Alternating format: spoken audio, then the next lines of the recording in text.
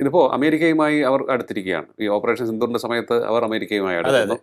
എനിക്ക് തോന്നുന്നു അമേരിക്കയ്ക്ക് അവിടുത്തെ ധാതുക്കളിലൊക്കെ തന്നെ വലിയ കണ്ണുണ്ട്. അങ്ങനെയാണല്ലോ അമേരിക്കയുടെ ഒരു രീതി എന്ന് പറയുന്നത് എന്ന് വീണ്ടും നമ്മൾ പൊടിതട്ടിയെടുത്ത് പറയേണ്ടിയിരിക്കുകയാണ്. രണ്ട് കാര്യങ്ങളാണ്. ഈ അപ്പവും തിന്നാം, പിന്നെ തല മീശ മിനുക്കുകയും ചെയ്യാന്ന് പറഞ്ഞ പോലെയാണ്. ഈ രണ്ട് കാര്യങ്ങളാണ്. ഒന്ന്, ഇവിടുത്തെ ധാതു സമ്പത്ത് അതിഭയങ്കരമായ ധാതു സമ്പത്താണ്.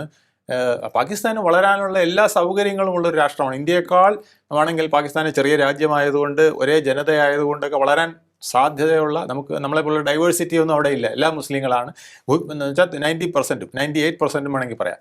അപ്പോൾ അവിടെ വളരാൻ ഒരുപാട് സാധ്യത അവർക്കുള്ളതാണ്. ഇതുപോലത്തെ ധാതുക്കൾ വളരെയധികം ഉണ്ട്.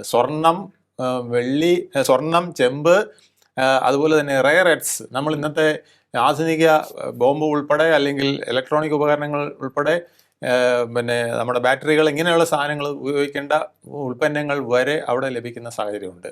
അതുപോലെ തന്നെ റോക്ക് സോൾട്ട്, ഇത്തരം സാധനങ്ങളൊക്കെ, കൽക്കരി, ഓയിൽ, നാച്ചുറൽ ഗ്യാസ്, ഇവയുടെയൊക്കെ ഒരു അബണ്ടൻറ്റ് സോഴ്സാണ് ഈ പാകിസ്ഥാൻ്റെ ഈ ബലൂചിസ്ഥാൻ ഉൾപ്പെടെയുള്ള മേഖലകൾ.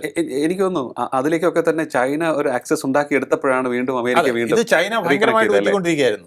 അതുകൊണ്ടാണ് ചൈനീസിനെ ബലൂചിസ്ഥാൻകാര് ദിവസവും അടിച്ചുകൊണ്ടിരിക്കുകയാണ്.